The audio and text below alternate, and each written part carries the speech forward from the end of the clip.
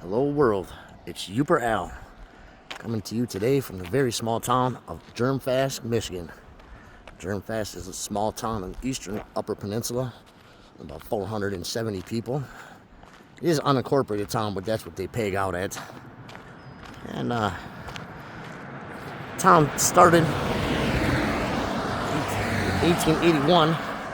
It was platted out in 1849, but the first settlers didn't come here until 1881. And the town gets its name from the initials of the last name of the 8 original settlers. They took the first letter of each of their last names and came up with the name Germfask. It was primarily a small railroad stop town for the lumberjacks in the area. And it really got its heyday in the 1930s when President Roosevelt had set up the Conservation Corps. And this became a camp for that corps. And they worked on the national forest and forest lands around here and helped improve things. People could come through and do touristy stuff up here. That camp in the 1940s became a prisoner of war camp for German captured German soldiers, and also for what do they call that? People that don't want to fight in the war. Conscientious objectors. That's the word I was looking for. And that housed them people during the war. Funny thing is, the Germans actually behaved. No one tried to escape. They worked hard, and actually stayed in the community, I believe, after the war for a while, and even helped work and do things before they were either repatriated or sent into America. But the conscientious objectors did nothing but give problems to the guards at the camp. I guess they were a real problem up there. Didn't want to work, just messed things up, vandalized, did whatever they could to cause trouble. And after that camp had closed down, it was turned into just a regular campground. The buildings were moved, and it remains a campground to this day. As far as I know, there's still a camp there that you can, for recreational activities.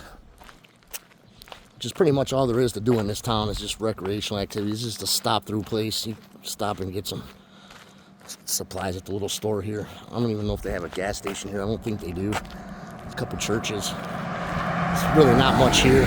Not much to do or see. It's a little town in the woods. Most people just pass through as they're going up to Grand Marais. Just probably, I think, about 30 miles north of here on Lake Superior. And you're about 40 miles southeast of Munising, Michigan, which is also on Lake Superior, to be your biggest town around here. Other than that, basically, it's surrounded by the Seney National Wildlife Refuge and Hiawatha National Forest. You are pretty much smack dab in the middle of the woods here. There is some agriculture around the area here, so if you're into farming, it could be a town for you. As I said, there's really not much here, so you have to go everywhere to go get your stuff. So the cost of living here is pretty cheap, as it is everywhere in the Upper Peninsula. I don't know about their school system up here, where these kids go to school at. And as far as crime, there's really nothing going on in this town. I'm sure things do happen once in a while, but honestly, crime is probably pretty non-existent up here in old Germfask, Michigan. I've been doing quite a bit of traveling. I'm just coming up here to check on my cabin for a night. I'm only going to be up in UP, on this side of the UP, for a night. I'm going to go check to make sure everything's okay from the winter. Brought up a bunch of supplies that I can leave up here. So when I come back up here in a couple weeks, I'll have to haul everything up here. My vacation time is coming to an end. I had pretty much a month off, courtesy of my company, and it was paid without having to use my vacation days. So that's why I've done all the traveling I've been doing. That fun is coming to an end. I thought I was going to get another month out of them, but they told me to get back to work. So it's back to the salt mine on Monday. I got a rental car until tomorrow. I got to get that back.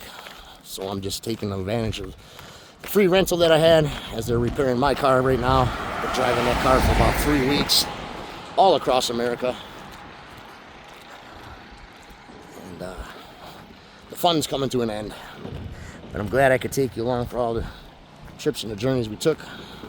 down south, out west, up here to the UP, western UP, and now we're in the eastern UP. I don't know how much I'm gonna film up here today.